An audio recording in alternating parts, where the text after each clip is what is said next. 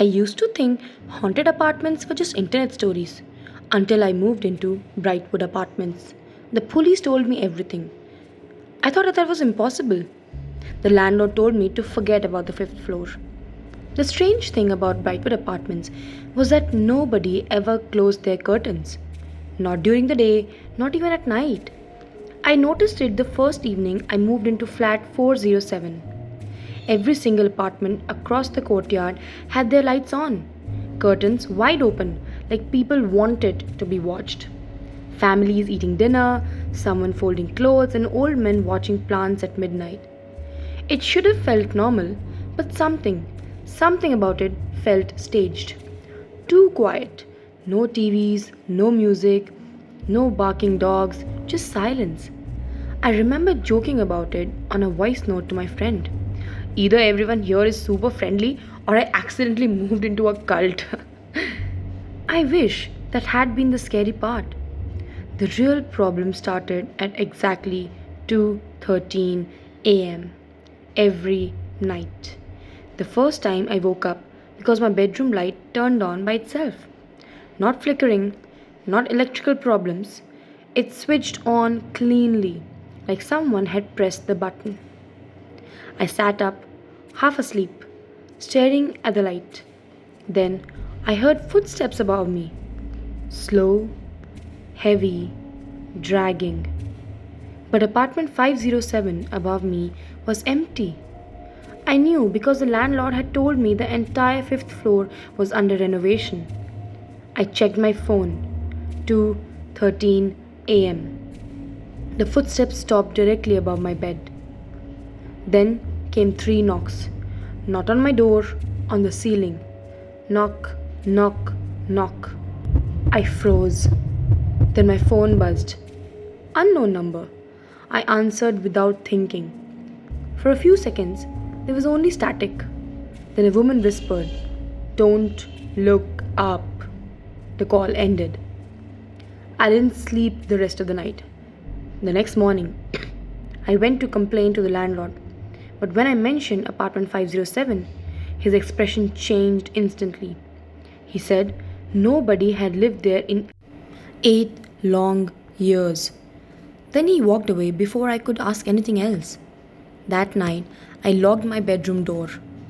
2:13 a.m. The light turned on again. The footsteps returned. This time, they sounded faster, excited, like someone pacing. Then came the knocks. Three again. But now, from two places, ceiling and my window. I slowly turned my head. My apartment was on the fourth floor. There was nothing outside my window except a straight drop to the parking lot. But someone was knocking on the glass. I couldn't see clearly through the reflection. Only a shape. Tall, still. I grabbed my phone with shaking hands and opened the camera.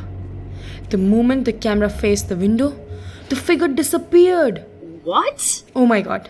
But behind me, in the phone screen reflection, I saw someone.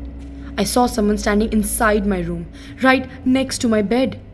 I spun around screaming. Nothing. The room was empty. When I looked back at the phone screen, the figure was still there, smiling. That's when I noticed something horrifying. It wasn't showing my room in real time. The timestamp on the camera said 2:14 a.m. Tomorrow. The figure slowly raised one finger and pointed upward. A loud crash exploded from the ceiling. Dust drained onto my bed. Something heavy dragged across the floor above me. Then, silence. I ran out of my apartment and straight to the security office downstairs. The guard looked terrified when I told him about 507. He opened an old newspaper clipping from a drawer without saying a word. The headline read, "Woman missing after complaints of noises from empty apartment." The photo underneath made my stomach drop. It was the woman from my phone camera. Same smile, same eyes. According to the article, she lived in flat 407. My apartment, my own apartment 8 years ago. She vanished after repeatedly telling neighbors that someone lived in the ceiling. Nobody believed her. The card told me she was never found. But 3 days after she disappeared, People began hearing footsteps above empty apartments, always at 2:13 a.m. I asked him why nobody moved out. He stared at me for a long time before answering. Because they don't notice. What? Notice what? He pointed towards the courtyard windows. I looked outside. Every apartment light was on again. Every curtain open. Every resident perfectly still. Not moving. Not blinking. Just standing there. Watching my window. Then one by one they smiled. At that exact moment my phone buzzed again. Unknown number. This time I didn't answer. But a voicemail arrived instantly. It was my own voice, crying, screaming, begging for help, and at the very end, barely audible beneath the static.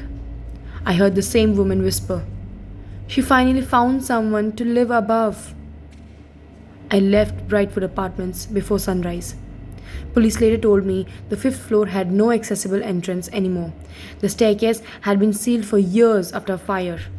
Officially, flat 507 no longer existed. But sometimes around 2:13 a.m., I still get calls from that unknown number. And last week I finally made the mistake of answering again.